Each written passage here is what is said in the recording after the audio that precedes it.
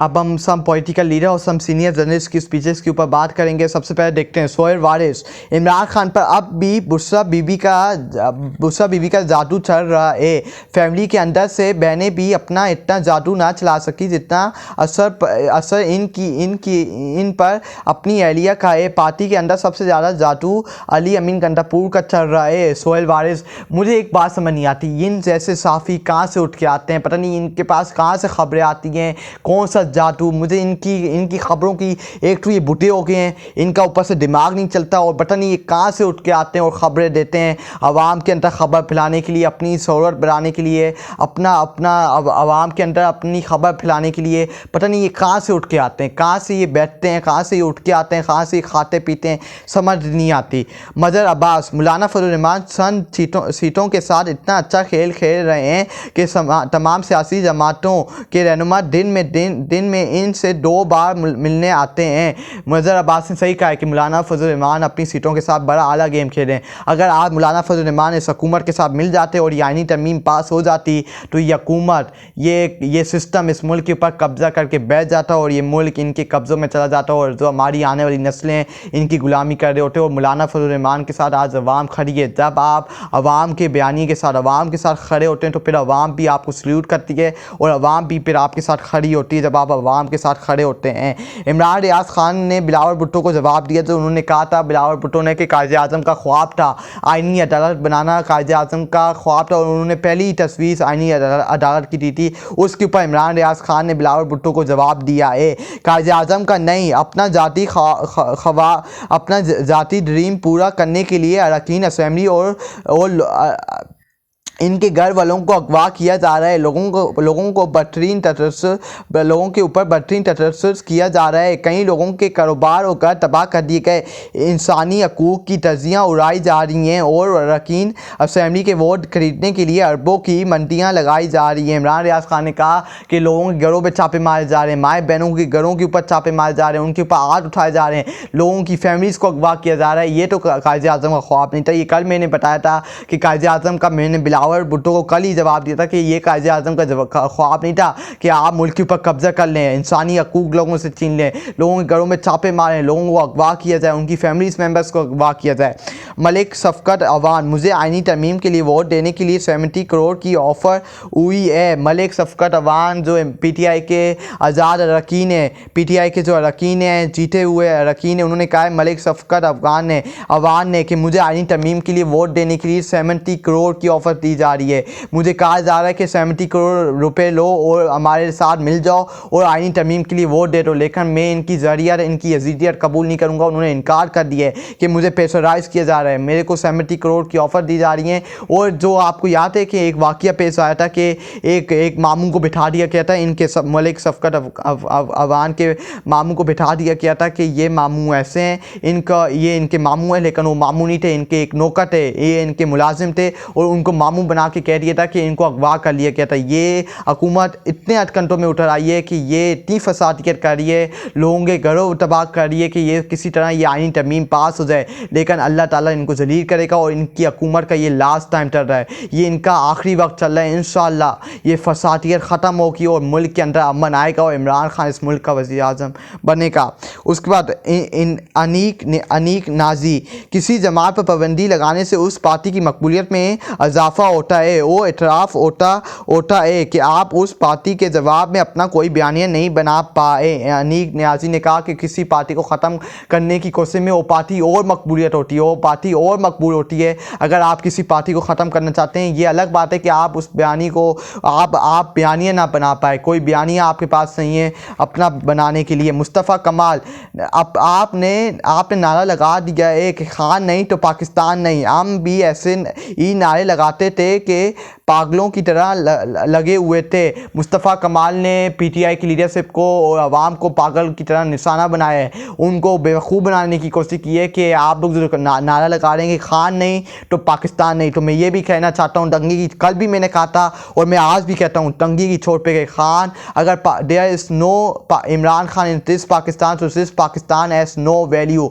अगर इस पाकिस्तान में इमरान खान के साथ ये सलूक किया जा रहा है, अगर इमरान खान के साथ तलवार के साथ लगाया जा रहा है इमरान खान को ख़त्म करने। अगर इमरान खान इस पाकिस्तान में नहीं है तो इस पाकिस्तान की कोई इज़्ज़त नहीं है, पाकिस्तान की कोई रिस्पेक्ट नहीं है, ना कोई पाकिस्तान की वैल्यू है अगर इमरान खान नहीं है। There is no Imran Khan so there is no Pakistan. और ये बयानिया है जो यह आपका बयानिया है ना कि आप एक लीडर के पीछे लगे थे, अल्ताफ़ हुसैन, ये अपने लीडर की बात कर रहे हैं, अल्ताफ़ हुसैन की बात कर रहे हैं कि हम अपने लीडर के पीछे लगे हैं और हमें कुछ ही मिला। अगर आप अपने लीडर, लेकिन हम अपने लीडर के साथ खड़े रहेंगे, आखिरी खतरे तक खड़े रहेंगे और अपनी जान भी दे सकते हैं क्योंकि वो चोर नहीं है। अल्ताफ़ हुसैन इस मुल्क में तशक्कुर था, उसने लोगों का खून बहाया, लोगों को कत्लेआम किया, लोगों को मार पीट किया, लेकिन इमरान खान इस मुल्क के साथ मुखलिस है। इस अवाम को, इस मुल्क को उसने धोखा नहीं दिया, वो इस अवाम के लिए खड़ा है, इस मुल्क के लिए खड़ा है। लेकिन हम अपने लीडर से पीछे, आप लोग कोई भी बयानिया बनाएं, आप लोग अवाम को चूना देने की कोशिश करें, लेकिन हम अपने लीडर के साथ आपकी बातों में ना आएंगे, लेकिन हम अपने लीडर के साथ खड़े रहेंगे और आखिरी सांस के खतरे तक अपने लीडर के साथ खड़े रहेंगे। तराश होती इमरान खान पाकिस्तान की तारीख का सबसे VIP कैदी है।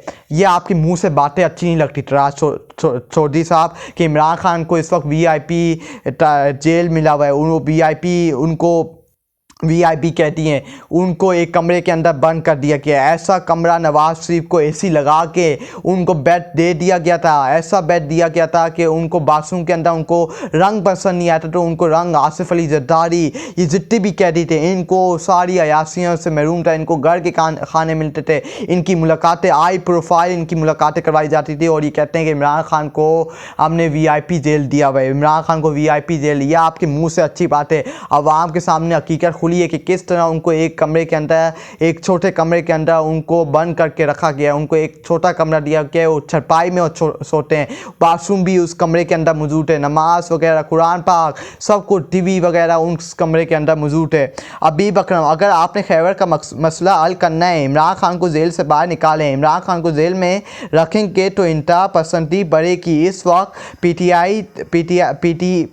PTM जिन लोगों पर उछल रही है वो सारा नुजवान तबका PTI का है। अबीब अकरम ने कहा कि अगर आप मुल्क के अंदर अमन चाहते हैं, खैबर पख्तूनख्वा के अंदर, बलूचिस्तान के अंदर, पाकिस्तान के अंदर अमन चाहते हैं तो आपको इमरान खान को जेल के अंदर से बाहर निकालना होगा। ये बात हकीकत है कि इस वक्त इस मुल्क को इमरान खान ने जोड़ के रखा हुआ है, इमरान खान ने सारे पाकिस्तान के सूबों को जोड़ के रखा हुआ है। आज अवाम इमरान खान के पीछे खड़ी है और उनको यकीन है कि इमरान खान इक़्तिदार में वापसी आएगा और हमें अल्लाह के ऊपर यकीन है कि इंशाअल्लाह इमरान खान और PTI की हुकूमत आएगी और ये मुल्क अमन होगा, इस मुल्क की हैसियत दोबारा बहाल होगी, ये मुल्क अपने पाँवों पे खड़ा होगा और ये आगे तरक्की करेगा।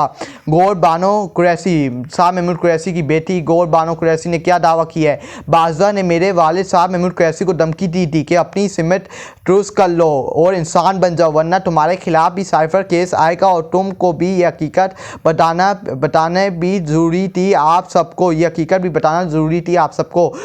शाह महमूद कुरैशी की बेटी गौर बानो कुरैशी ने कहा कि जनरल यजीद बाजवा ने मेरे वालिद को, शाह महमूद कुरैशी को धमकी दी थी कि इमरान खान का साथ छोड़ दो, इमरान खान के पेट के अंदर छुरा मारो और उससे अलग हो जाओ, अगर नहीं हुए तो तुम्हारे ऊपर भी साइफर केस डाला जाएगा और तुम्हें भी घसीटा जाएगा और तुम्हें भी जेल के अंदर सुराखों के पीछे बंद किया जाएगा। लेकिन शाह महमूद कुरैशी ने अटकंडों के बीच में नहीं आए, उन्होंने यजीदियत कबूल नहीं की और वो आज भी 2 साल होने वाले हैं, वो जेल के अंदर हैं, जेल के अंदर बंद है, लेकिन उन्होंने यजीदियत और झुके नहीं। Governor Punjab Salim either, governor Punjab क्या कहते हैं? पीपल पार्टी और नून लीग का इत्तेहाद मजबूरी है।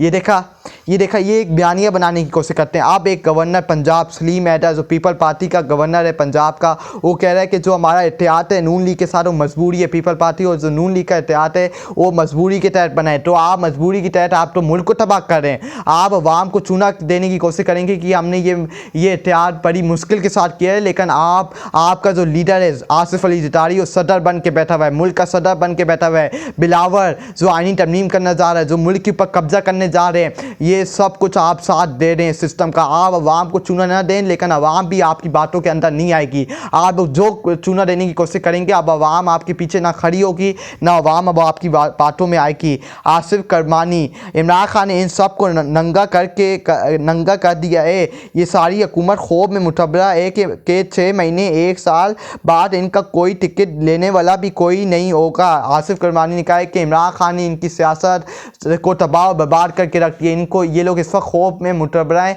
कि इनका टिकट लेने वाला कोई नहीं होगा। 1 साल 6 महीने बाद इनका कोई टिकट, इनके लिए कोई खड़ा होने वाला भी कोई नहीं होगा। नौरीन नियाजी एक ही शख्स है जिससे लोग पाकिस्तान को पहचानते हैं, क्योंकि उन्होंने वो काम किया जिससे पाकिस्तान की इज़्ज़त बनी है। इनको जेल में डालकर ये लोग समझते हैं कि इनकी इज़्ज़त बन जाएगी, लेकिन इनकी इज़्ज़त कभी नहीं बनेगी।